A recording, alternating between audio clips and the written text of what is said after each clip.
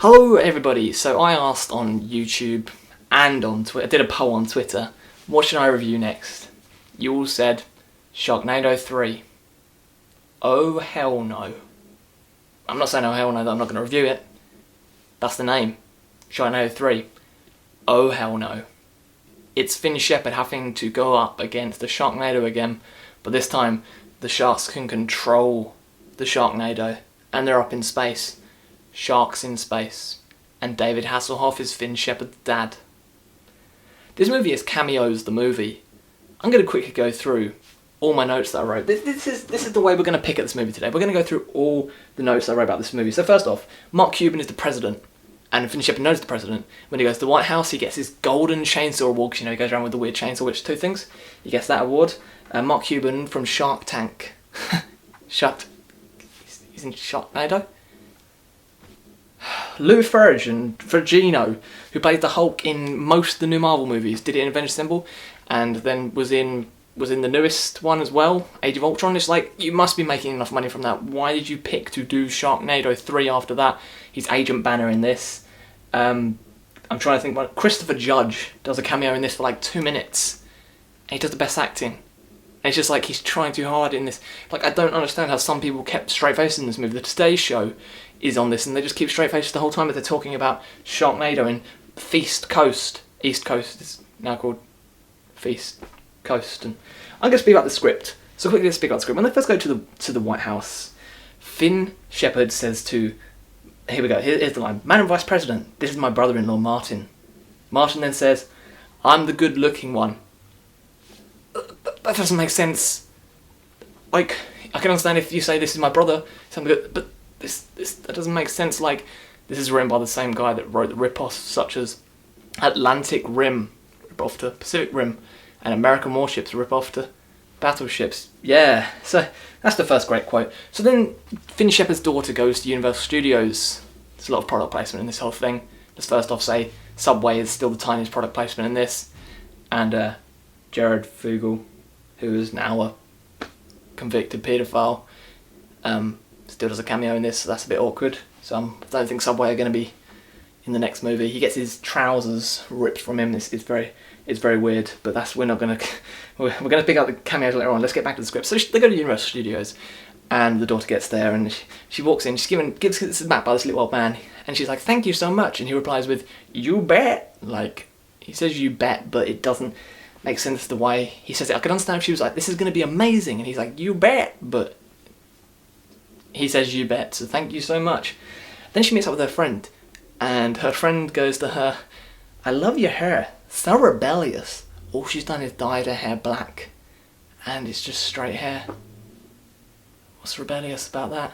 It's like the writer of this wants to be in with the kids and write stuff like, there's a whole thing where they're like, "Oh yeah, I've got an app on my phone to find my daughter."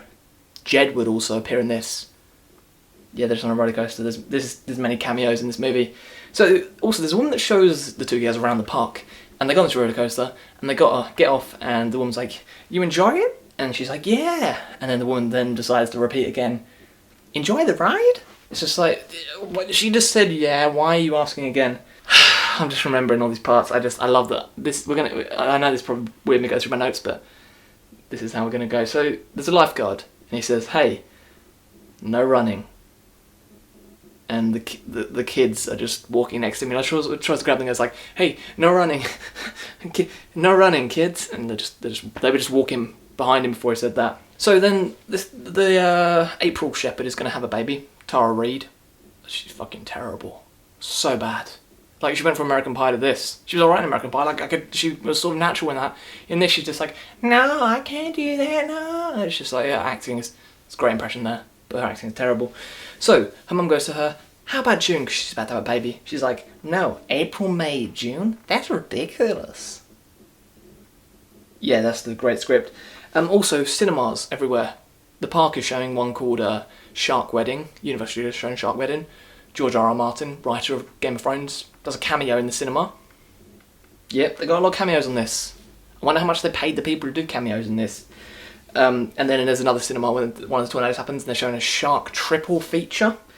There's also the stupidest part of one of the sharks going down a water slide, and then one of them goes, when someone shouts, "There's sharks in the pool!" And Frankie Muniz is in this as well, and he says at one point, could be worse, could be zombies. Right, let's just think about this. So zombies, sometimes people put them in movies as fast. Most of the time they're known as being slow moving. This is sharks falling from the sky, and in a tornado eating people when they fall from the sky. Don't think zombies could be worse. NASCAR footage. There's a terrible part where you can just tell they've gone and I'm just gone and filmed these people, and they're just like, and it's filmed on such bad cameras, and then there's this part where the NASCAR drivers are just crashed sort of, and one of the NASCAR drivers is like, "What's going on?" And then the guy turns around and goes, "That," just points at the Sharknado, and the guy goes, "Oh hell no," and then gets eaten, and it's, oh.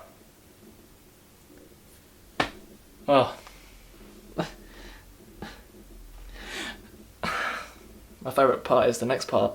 So Finn Shepard and Nova Nova Clark from the first film. She returns for Sharknado 3. She wasn't in Sharknado 2, but she's in Sharknado 3, and Finn hasn't seen her yet. So they fly at Concorde, and they crash the Concorde in the water.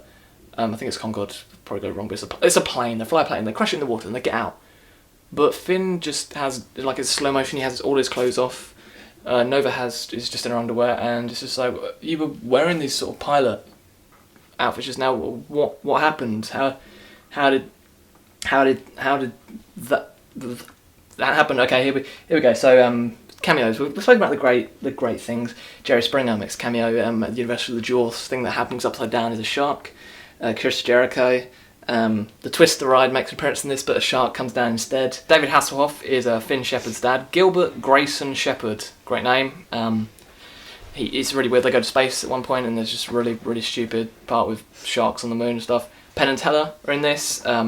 NASA have a big part in this, and it's really weird. That's right. That's all the things I can remember. So this is absolutely stupid. There's a lot of smoke machine stuff happening in this.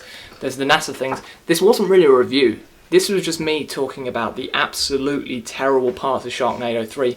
Sharknado 3, oh hell no, is not even a fun time. Like, you think a film about a Sharknado could be fun, but by this point, it's like they add in the whole sharks in space thing, but by this point it's not really fun anymore. I got to, I think it was about 40 minutes in, and I paused it for a second, and then saw how far I was in, and I was like, really? I still have like almost an hour left? It gets boring after a while of just seeing sharks eating people and sharks falling from the sky, and they try, like, by this point it confused me that the Asylum have been able to release these many films and put them on the Sci-Fi channel. That's how, I think this came back out back in July or something on the Sci-Fi channel, but I only got around to watching it now. But it's weird by this point that they must be getting sort of a good amount of money for these films if they can keep on making them, but they still carry on having the same really bad CGI and the same really bad green screens. Like, there's one point where they're in front of the White House, everyone is, and you can see that it's just they're in front of a green screen.